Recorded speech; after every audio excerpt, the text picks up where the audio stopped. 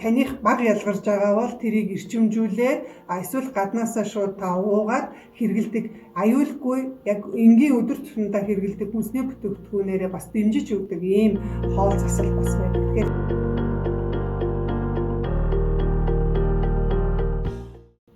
хотоодны шархтай, хотоодны хатан гэршилтэй хүмүүс стандарт одоо яг эмийн эмчилгээ гэж хийгддэг тийм ээ. Тэгэхээр энэ эмчилгээг бол та өөрөө одоо эмчтэр хандаад зөвлөгөө аваад ингээд эмийн эмчилгээгээ бичүүлж авч болно. Түүнээс гадна одоо нөхөн сэргээх эмчилгээг хамт явж байвал энэ нь таны хийгдсэн тэр эмийн эмчилгээг дэмжиж эдгэрэлтийг түргэсэж өгөхөөс гадна эм гэдэг бол өөрөө тодорхой хэмжээгээр бас хүний биед дараа нь үүсгэх гач нөлөөнүүд байдаг. Тэгэхээр тэр гач нөлөөг бол багасгах ийм ач холбогдолтой байдаг.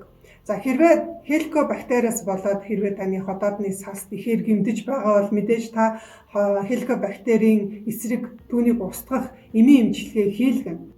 За тэгэхээр эмийн эмчилгээнийхаа үед болон эмийн эмчилгээний дараа та бактерийн эсрэг одоо хэрэглэх хоолны дэглэм гэж байдаг. Тийм хоолны дэглэмийг хавсраад хэрэглэх юм бол энэ нь эмчилгээний үр дүн бүр сайжруулж өгөхөөс гадна тухайн тэр уусан эм одоо антибиотик ууж байгаа тэр эм чинь тухайн тэр бактеритай очиж хүрэлцэж яг тэр бактерийг устгаж бай болгож очихт нь илүү сайн одоо ач холбогдол өгдөг.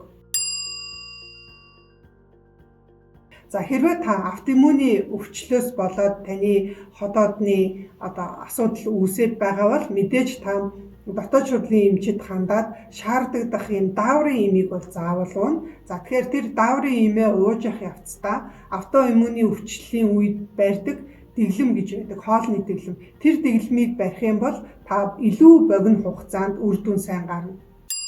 Та анхаарлаа түр хандуулна. Би танд нэг вебинарын зар хүргэж байна.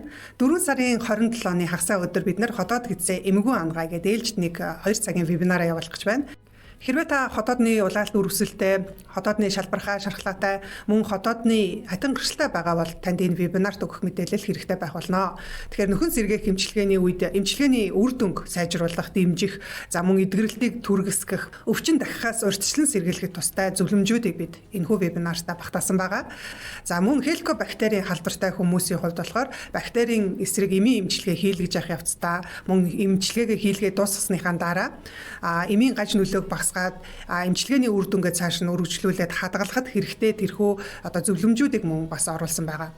За бидний хувьд бол сүүлийн 7 жилийн хугацаанд нийтдээ одоо 50000 гаруй хүмүүст хотоод хэзний нөхөн сэргэх зөвлөгөөг шимт хичээл судлал хоол зүйн ухааны үндсэн дээр одоо өгч өөрсдийнхөө хуримтлуулсан туршлагаасаа энэхүү вебинартаа оруулсан энгийн өдөр тутамдаа хэрэгжүүлж болох ийм одоо практик ийм зөвлөмжүүдийг бол багтаасан байгаа.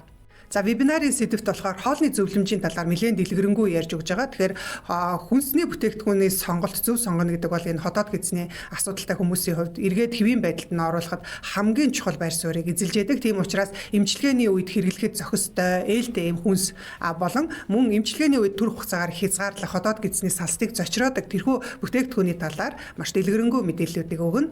За мөн хүмүүсийн хүсэлтээр бид нар хоолны шингэцийг сайжруулдаг шимтэй тэгээд тижээллэг эм хоолны жоруудыг бас энэхүү вебинартаа оруулсан байгаа. За мөн түнчлэн одоо хотоод гэзний асуудалтай хүмүүсийн өдөр тутамдаа мөрдөх энэ дэглэмүүдийг бид нэр танилцуулахаас гадна хотоод гэз яг одоо өвдөд байгаа ийм хүмүүсийн хувьд өвдөлтөө намдаах энгийн аргуудыг бас оруулсан байна. Хэрвээ та вебинарыг сонирхоод мэдээллийн талаар илүү дэлгэрэнгүй мэдээлэл авъя гэж байгаа бол комент хэсэгтэр 1 гэд бичээрэй. Бид нэр энэ бичсэн хүмүүсийн хувь чатаар дэлгэрэнгүй мэдээллийг хүргэх болно.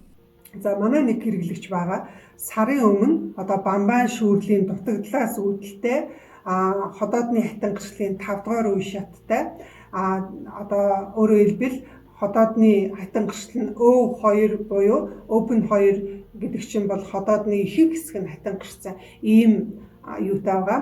Дурангийн одоо дүгнэлттэй дээр нь бамбайн шүүрлийн одоо багталт нь маш ихээр явагдсан ийм хүн бол дотоод шүүрлийнхаа эмчийн зөвлөгөөгөөр эмээ уунгаа бидний зөвлөгөөгөөр 1 сарын хугацаанд автоиммунийнхаа одоо өвчлийн үед барьдаг дэглэмийг бариад сарын дараа очиад үзүүлэхэд одоо тэр шүүрэл нь байх ёстой хэмжээнээс 5 дахин их байсан бол хэвийн хэмжээндээ оччихсон байх жишээтэй. Тэгэхээр бид нар ерөнхийдөө эмийн эмчилгээний хамт яг тодорхой чиглэсэн хоолны дэглэмүүдийг барьж явдаг. Тэгэхээр аутоиммуны өвчлөлийн үед мөрдөх хоолны дэглэм, ялангуяа ходоодны хатан гэрчлэл нь аутоиммуны өвчлөөс болж үүссэн хүн бол яг тэр чиглэлийн хоолны засал хийж хавсарч явбал илүү үр дүнтэй байдаг. За мөн эмийн эмчилгээ хийлгэж байх явцад ходоодны хүчлийг богино хугацаанд тухайлах юм бол 2-4-7 хоногийн хугацаанд хүчлийг бууруулах ч юм уу эсвэл саармжуулах үйлчлэгээтэй эмийг хавсарч бол хэрэгэлдэг.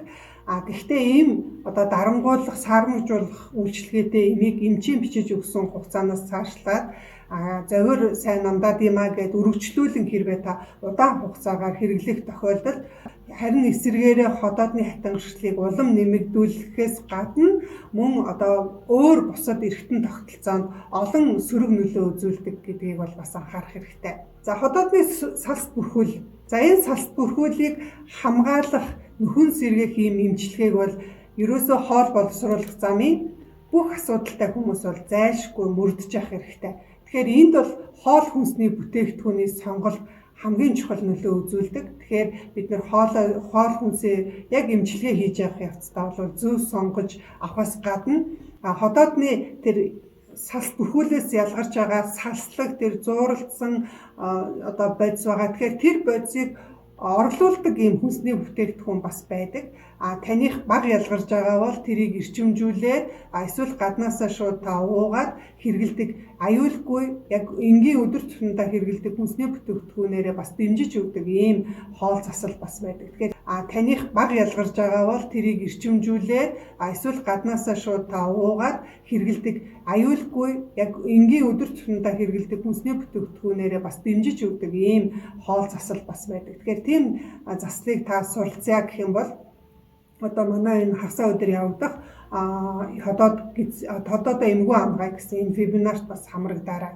За хэрэг ходоодны хүчил багассан ийм байгаа бол бас энэ нь таны хоол боловсруулах замын хэвийн үйл ажиллагаа, ялангуяа цөсний ялгаралт, нойр улчирхай, шүүрэл ялгаралт, за гидсний ашигтай бактерийн тоо, хэвийн хэмжээнд байх зэрэг гээд олон асуудлуудад ходоодны хүчил багталт нь шууд нөлөөлдөг учраас хэрвээ та байгалийн аргаар байгалийн гаралтай тэгээд аюулгүй ийм хоол хүнсээрээ дэмжих ийм бас арга бас суралцвал их сайн байдаг. Ходоод гидсний замын гүлгэр булчингууд гэж түрүү хэлсэн. Тэгэхээр гүлгэр булчингуудын гөрөлцөх хөдөлгөөнийг дэмждэг эллэг дасгал. Тэгэхээр эдгээрийг бол бид нэр зөв хийж сурснараа сөөргөө өвчлөлүүд, за сөөргөө чинь өөрөө эргээд ходоод гэмтэхэд маш их нөлөөлдөг учраас ялангуяа цөсний сөөргөө бол ходоодыг гэмтэх хүнэлт 3 том хүчин зүйлийн нэг болж идэг учраас бид нар энэ цөсний сөөргөөг үүсэхгүй байхын тулд ходоод гидсний гүлгэр булчингийн хэвийн хөдөлгөөнийг дэмжих юм эллэг дасгалыг хийж сурах нь ходоодыг гэмтэхээс бас хамгаалах нэг арга болдог. За мөн хоол боловсруулах ферментийн ялгаралтыг бол дэмжих хэрэгтэй. Тэгэхээр энд бол бид нэр цөсний хүчлээс гадна нойр улчирхаанаас ялгардаг олон төрлийн фермент эдгээрийг дэмжих хэрэгтэй. За хэрвээ гэдэс дүүрэх, унгуулах, ихрүүлэх зэрэг таны биед хийн солилцоо алдагдсан, хийн солилцооны хямрал явагддаг бол эдгээрийг зохицуулах гол нь таны хэвлийн даралтыг хэвийн болгох ийм арга хэмжээг авах шаардлагатай. За мөн төмөрийн дутагдал B12 витамины дутагдлаас үүдэлтэй цус багтал. Тэгэхээр энэ цус багталтыг хэвийн болгох нь өөрөө тэр ходоод гидсний салстын хэвийн үйл ажиллагаа хангахад маш чухал байдаг учраас мөн адилхан энэ шим тэжээлийн дутагдал, витамины дутагдлыг нөхөх шаардлага гарна. За ингээд өмнөх бичлэгүүд болон өнөөдрийн бичлэгээ ингээд нэгтгээд дүгнэх юм бол хэрв таны ходоодонд ямар нэгэн хямрал явагдаад таны ходоод хатан гарсан байгаа бол та айх хэрэггүй. Үүнийг нөхөн сэргээх тэр хатан гашаад байгаа талбайгаа цааш нь томруулахгүй байх боломж бүрэн байгаа. Гэхдээ хэрвээ та өмнөгшгөө амьдраад өмнөгшгөө хоолоод аж төрөөд байх юм бол ахиц гарахгүй гэдгийг анхаарах хэрэгтэй. Тэгэхээр та тэнцвэртэй хооллоод зөв дадлуудыг хэвшүүлээд ходоод гидсний салстыг нэмж гэмтэх зочроохгүй байх тохиолдолд таны ходоод гидс өөрөө өөрийгөө нөхөн төлжүүлэх бүрэн боломжтой байдаг шүү гэдгийг бас сайхан мэдээг танд бас дуулгамаар байна. За ингээд хотоод гидсээ бүгдээрээ эмгүү ангаад сурцгаая. Энэ одоо ангаад сурахын тулд танд тодорхой мэдлэг хэрэгтэй, зөв мэдээлэл хэрэгтэй. Тийм учраас бидний явуулж байгаа энэ цуврал вебинар сургалтуудад хамрагдаарай. Хотоод гидсээ эмгүү ангаацгаая.